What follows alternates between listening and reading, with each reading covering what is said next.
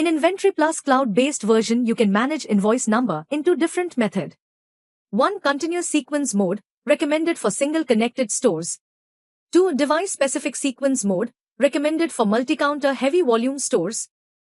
Set these options at online features, options in desktop application.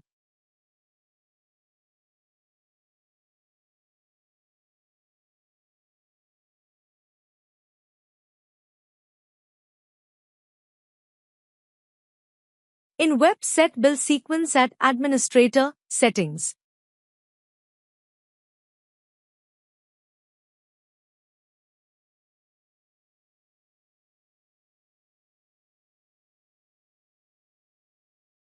Device and web set as continuous billing. See here, bill sequence allot for desktop is 1 to 50 and at web it's set for 51 to 51.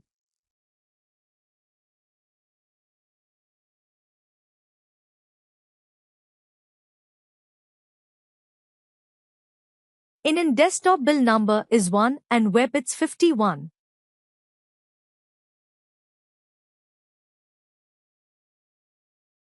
Next we see the setting of device-based billing, prefix-based.